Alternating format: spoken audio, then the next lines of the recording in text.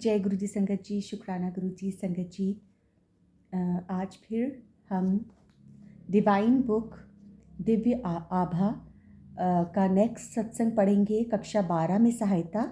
ये सत्संग भी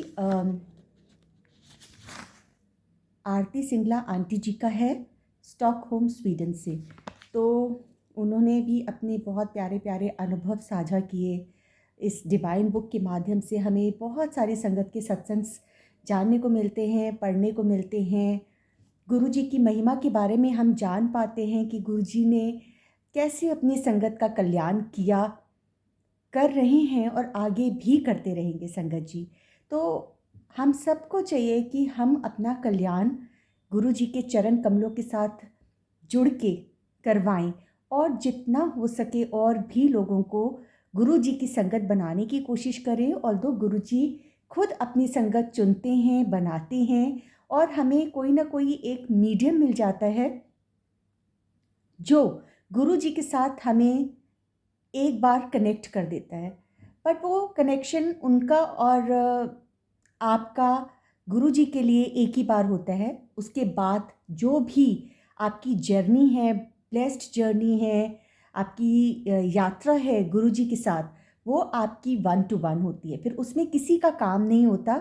वो गुरु जी देखते हैं कि आपको उस यात्रा में आगे गुरु जी के साथ बढ़ना है कि नहीं बढ़ना।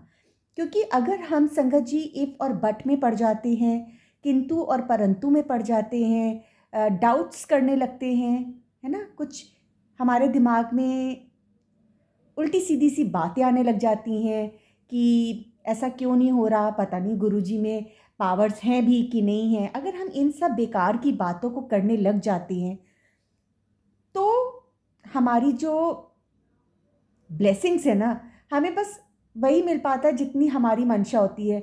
लेकिन अगर हमें निष्फल भाव से गुरुजी के साथ जुड़ के अपनी ब्लेसिंग्स को बहुत मल्टीप्लाई करना है ना, काउंटलेस ब्लेसिंग्स चाहिए, तो फिर कोई इफ़ नहीं, कोई बट नहीं, बस आप अपने गुरु महाराज के चरण शरण से जुड़ जाइए और बस उसके बाद आपकी लाइफ जो है वो गुरुजी के हाथों में है।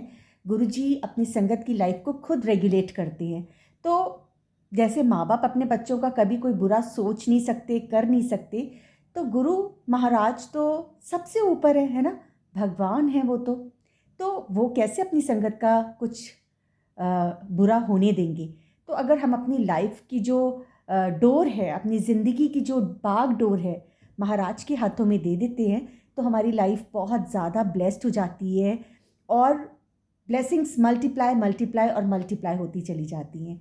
गुरु जी के साथ जुड़ने के लिए हमें किसी भी तरीके के वहमों में नहीं पड़ना, किसी भी तरीके के इफ़ बट्स में नहीं पड़ना, कोई भी अपने मन में डाउट्स नहीं लेके आने, क्योंकि गुरु जी ने भी बोला कि कोई किंतु परंतु इफ़ बट नहीं। मतलब आप अपनी जुत्तियों के साथ अपनी इफ़ बट किंतु परंतु सब वहीं पे छोड़ के आओ। तो संगत जी, इस छोटे से भाव के साथ, सत्संग के साथ हम अपना नेक्स्ट गुरु महाराज की महिमा का गुणगान इस सत्संग के द्वारा करेंगे, कक्षा 12 में सहायता। जय गुरु जी, शुक्राना गुरु जी। 12वीं कक्षा में पहुंचने पर अध्ययन का महत्व अधिक हो गया था। एक दिन प्रसाद देते समय गुरुजी ने मेरे विषय पूछे, मतलब उनसे उनके सब्जेक्ट्स पूछे, जैसे कि उनको पता नहीं था। उन्हें सब पता था, बट वो बस इसी तरीके से भोले भाव पूछ लिया करते थे। मैंने उन्हें बताया कि मैं वाणिज्य का विद्यार्थी हूँ, तो उन्होंने अर्थशास्त्र पर प्रश्न कर दिए। उन्होंने मेरे से ऋण नियंत्रण यानी क्रेडिट कंट्रोल पर प्रश्न पूछा, तो उत्तर पता होने पर भी मैं बुद्धि शून्य हो गई। यद्यपि उस समय मुझे समझ नहीं आया, आने वाले समय में मुझे पता लगा कि गुरुजी ने क्या किया था। गुरुजी की चेतावनी से मैं इस विषय पर विशेष ध्यान देने लगी। इसके बाद जो हुआ उसके लिए मैं तत्पर थी। वर्ष के उत्तरार्ध में हमारी अर्थशास्त्र की अध्यापिका चली गई और यह विषय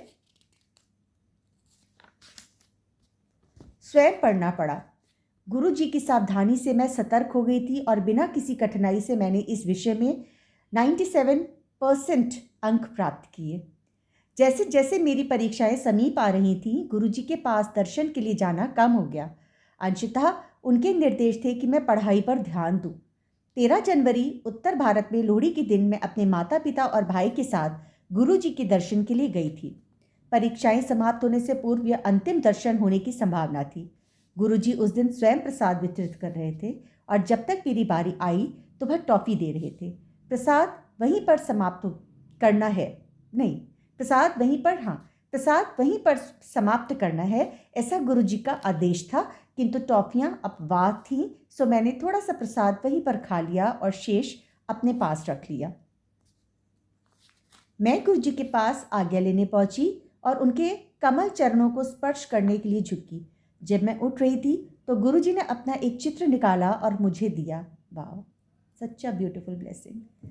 यद्यपि मैंने उनके पास कोई लिफाफा नहीं देखा था, मैं अति हर्षित हो गई क्योंकि गुरुजी का चित्र तो अमूल्य है। गुरुजी ने उस रात क्या किया था, उन घटनाओं पर घर लौटते हुए चिंतन करने का अवसर मिला।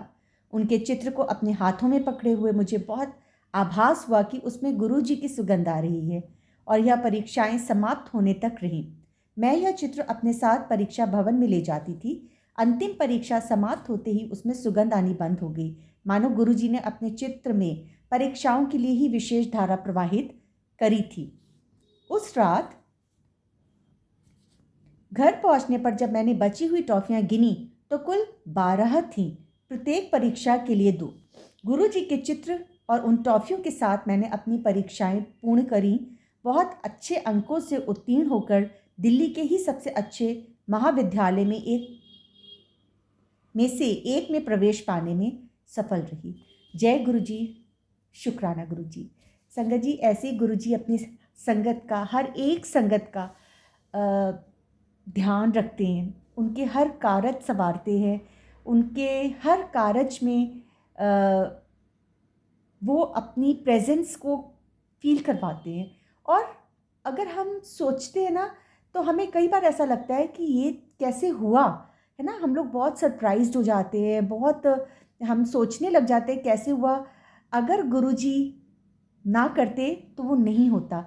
गुरुजी हैं इसलिए हमारे कार्य पूर्ण होते हैं, हमारे काम आराम से गुरुजी करवा देते हैं। और जो 90% हमारे कर्म हैं वो तो हमें काटनी ही है। गुरुजी ने खुद बोला कि यहीं पे रहते हुए, मेरे होते हुए कटवा लो, आगे कैरी फॉरवर्ड मत करो।